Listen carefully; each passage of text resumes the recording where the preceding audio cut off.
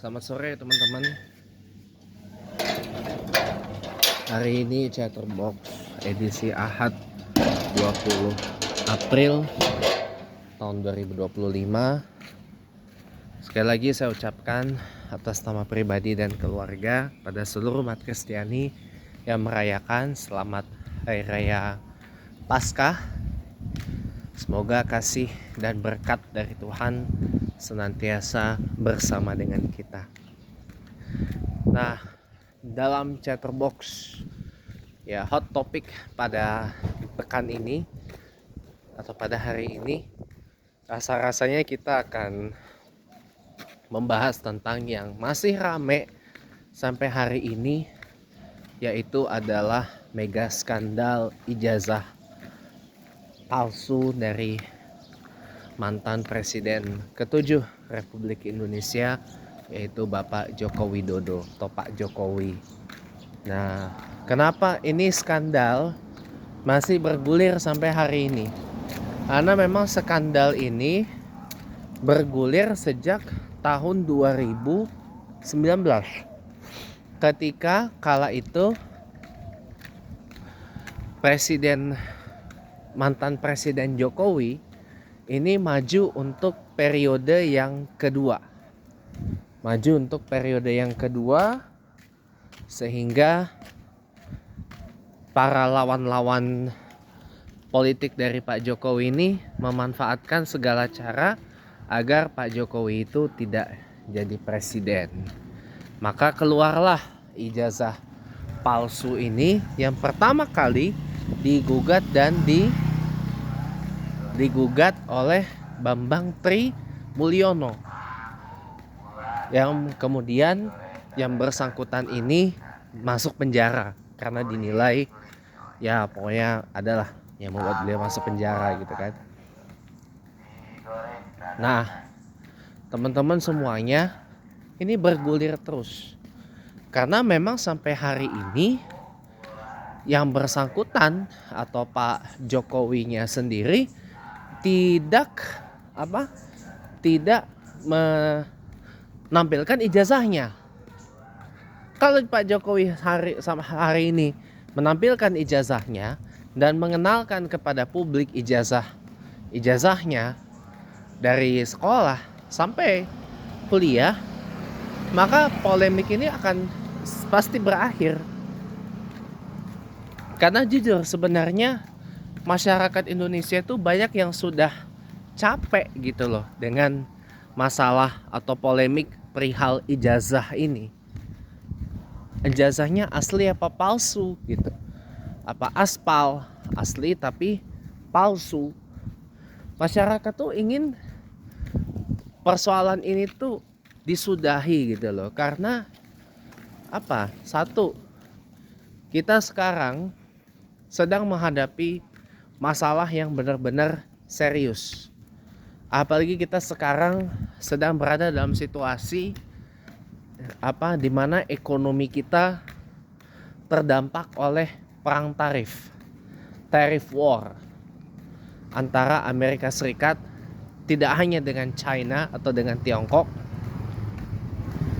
tapi perang tarif juga terhadap Uni Eropa, terhadap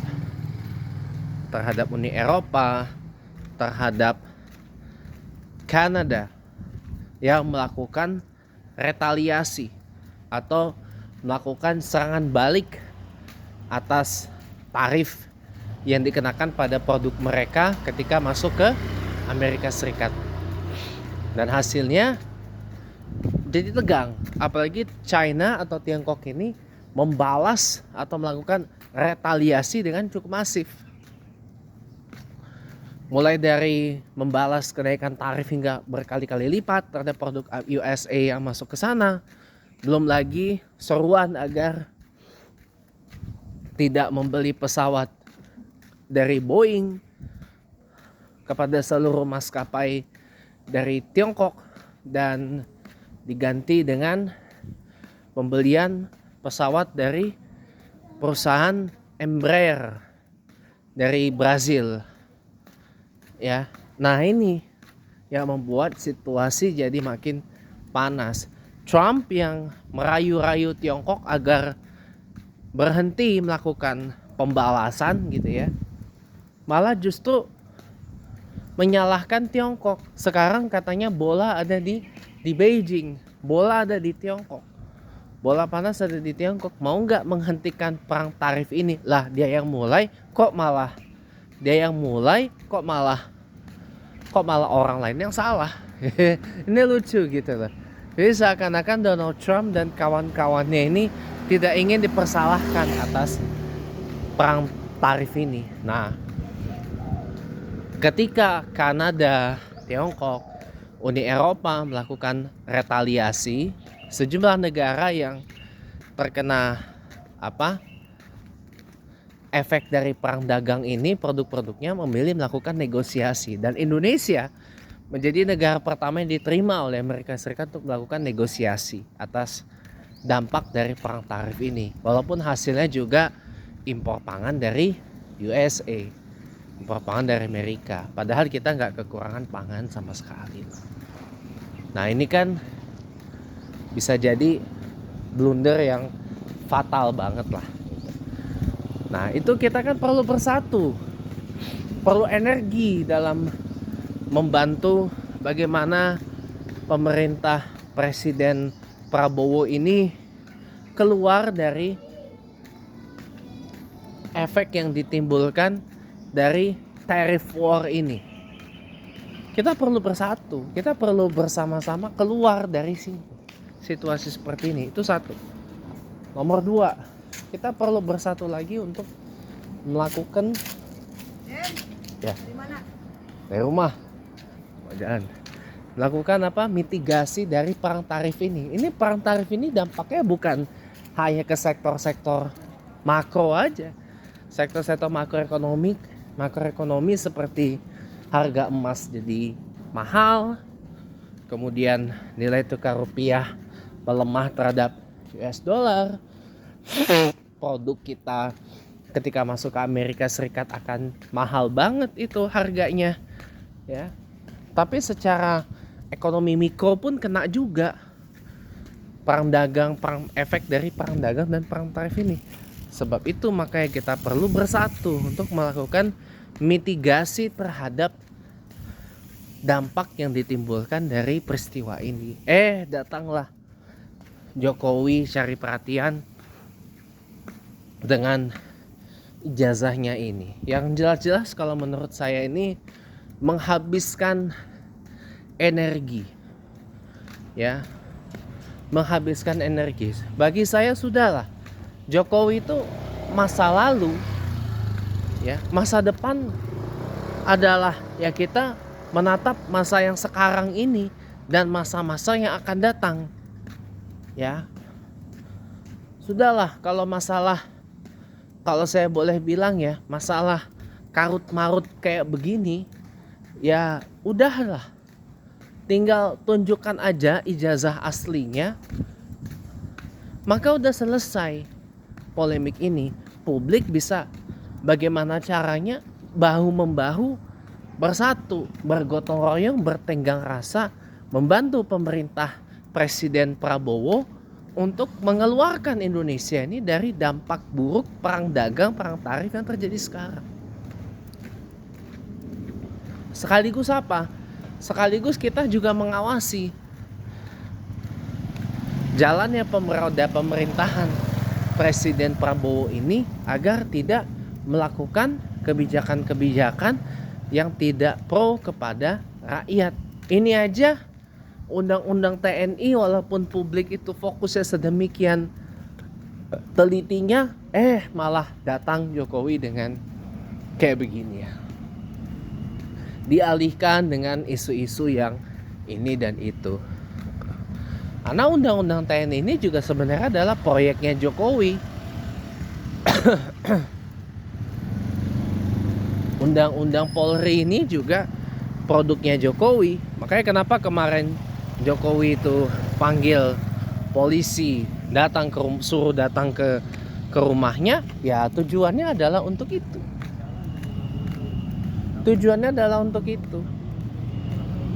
Adalah untuk bagaimana caranya supaya polisi itu tidak sampai lepas dari cengkeramannya Jokowi. Apalagi ini mau jelang Kongres PDI Perjuangan yang akan menentukan sikap dari PDIP ke depan. Apakah akan berada di Karimunnya cakep itu modifikasinya, boleh juga tuh. Ada mobil Suzuki Karimun depan bikin saya galvok dikit. Nah sekarang begini, ini kan PDIP mau kongres dalam waktu dekat ini. Ya, dalam waktu dekat ini PDIP akan menggelar kongres. Kongres yang menentukan sikap politik PDIP untuk 4 tahun dari sekarang di pemerintahannya Presiden Prabowo Subianto. Meskipun dalam pertemuannya dengan Presiden Prabowo, Ketum PDIP yang juga mantan Presiden Ibu Megawati Soekarno Putri mengatakan PDIP akan berada di luar pemerintahan, tapi siap mengirimkan kader-kader terbaiknya untuk memperkuat bangsa Indonesia. Nah itu kan udah sinyalmen. Nah tapi dalam kongres PDIP nanti akan dipertegas lagi sikap politik dari PDIP langsung dari mulutnya Ibu Megawati Soekarno Putri itu sendiri. Nah Jokowi kan ketar-ketir nih karena tak bisa rebut, karena tahu kan sulit sekali merebut PDIP itu, karena PDIP itu partai kader, partai massa. Jadi udah pasti udah kedapatan manuver-manuvernya akan kecium oleh massa PDIP, baik itu kader maupun non kader gitu. Dan terbukti memang rakyat itu masih percaya dengan PDIP sampai hari ini. Jadi kalau menurut saya pribadi ya, memang orang seperti Jokowi ini adalah orang yang memang sudah gila kan kekuasaan, gila harta, gila jabatan, gila hormat sih kalau pandangan saya ya, gila hormat. Jadi dia maunya tuh selalu berada di pusat perhatian publik terus. Jadinya ya ini yang terjadi. Nah sekarang begini, saya secara pribadi menantang kepada Pak Jokowi, coba tunjukkan ijazahnya tanpa perlu disuruh pengadilan. Karena saya ragu pengadilan nanti akan mengabulkan permintaan kita untuk Pak Jokowi memperlihatkan ijazahnya. Karena kita tahu sendiri kan, kemarin tadi pagi dalam Sunday with James Westminster kan kita bahas tentang masalah penegakan hukum di Indonesia yang masih begini. Penegakan hukum di Indonesia masih ada di bawah. Ini kan gak bagus. Hakim aja bisa ketangkap Kejaksaan Agung suap. Ini kan berarti alarm yang udah darurat banget nih untuk penegakan hukum. Makanya saya jadi ragu kalau pengadilan ini berani menyuruh Pak Jokowi untuk membuka ijazahnya kepada masyarakat. Makanya saya jujur ya, sebelum diperintah pengadilan ya, saya dengan sangat hormat minta agar Pak Jokowi itu udah aja tunjukin ijazahnya. Kalau ada nyatakan ada, kalau tidak ada katakan tidak ada. Jangan mengatakan ada tapi tidak boleh dipublikasi sama wartawan. Tapi totonya ketemu lagi sebuah fenomena, ketemu lagi ijazah SMA-nya palsu juga, dari nomor induk, dari nomor pelajarnya aja udah berbeda gitu. Jadi ini mohon maaf, gak hanya sekedar mengganggu pemerintahan Presiden Prabowo, tapi ini juga mengganggu, merusak reputasinya UGM, Universitas Gadjah Mada. Kasihan ya alumni-alumni sana yang baru-baru lulus. jadi malu alma maternya. Nah, adik-adik saya yang kuliah di UGM ini juga ikut menanggung malu karena alma maternya lagi kayak begini. Coba aja kalau misalkan nih ada reuni UGM, kenapa Pak Jokowi tak pernah muncul? Yang muncul selalu tokoh-tokoh kayak Bu Retno Marsudi, mantan Menteri Luar Negeri, Pak Basuki Hadi Mulyono, Ketua Otorita Kepala Otorita IKN, bekas Menteri PUPR, Pak Ganjar Pranowo, mantan Gubernur Jawa Tengah, yang sekarang Ketua DPP PDIP bidang Otda, otonomi daerah. Ada Pak Budi Karya Sumadi, mantan Menteri Perhubungan, dan masih banyak lagi. Bahkan ada Pak Anies Baswedan, mantan Gubernur Jakarta 2017-2022, mantan Rektor Universitas Paramadina. Kenapa hanya nama-nama itu aja yang muncul? Sementara Pak Jokowi nggak pernah ada. Berarti kan ini dipertanyakan, bener nggak sih Pak Jokowi itu alumni UGM? Alumni UGM. Kan biasanya setiap universitas itu ada paguyuban alumninya. Contoh saya lulusan universitas terbuka. Ada yang namanya IKUT, Ikatan Alumni Universitas Terbuka, ya kan? Kalau UGM kan pasti ada paguyuban alumninya. Nah, pertanyaan saya kok apakah Pak Jokowi itu tergabung di situ kah tidak? Ini yang menjadi masalah. Kalau Pak Jokowi ternyata tidak tergabung di situ, berarti beliau bukan alumni UGM. Alumni mana nggak tahu lah. Belum lagi yang di foto yang di ijazah beda, yang kacamata tuh ternyata orang lain, tapi alibinya kacamatanya patah, lensanya blur, habis saja itu nggak pakai lagi gitu ya, bohong aja itu. Makanya kan kemarin ketika Ibu Sujiat, tapi jujur ya kalau ngomong masalah almarhumah ibunya Pak Jokowi ya, Ibu Sujiatmi, saya nggak berani itu mengatakan ibu palsu atau gimana, karena ya saya pikir gak baik juga lah kalau hujat orang tua, maki orang tua orang, gak bagus lah kalau kayak gitu. Nah, cuma kan masalahnya gini, Jokowi saja akte kelahirannya aja nggak ada gitu loh. Apa benar beliau tuh anaknya Pak Noto Miharjo dan Ibu Sujiatmi? Kan nggak tahu juga kita.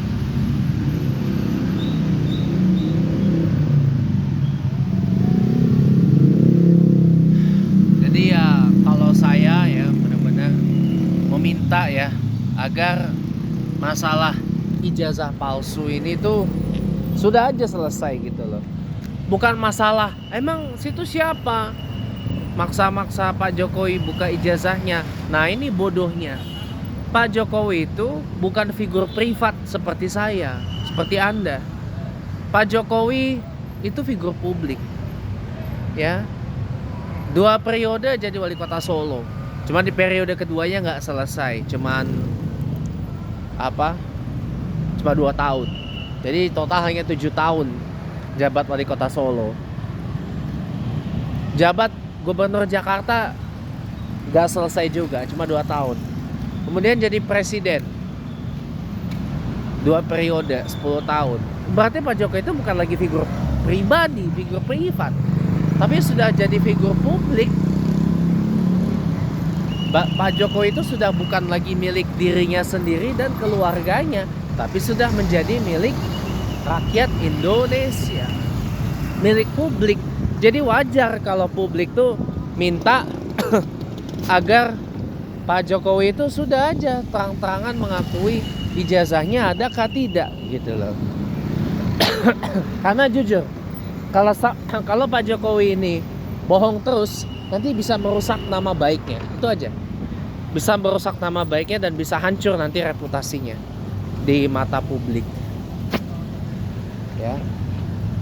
Kalau sudah hancur reputasi di mata publik, susah untuk ngebangunnya lagi. Itu sih sekedar amaran dari saya kepada Pak Jokowi ya. Lebih baik jujur, terbuka, ada nyatakan ada, tidak ada nyatakan tidak ada. Ya, oke. Selamat sore teman-teman. Udah mau azan maghrib. Jadi sampai bertemu lagi dalam chatterbox yang lain. Sampai jumpa lagi.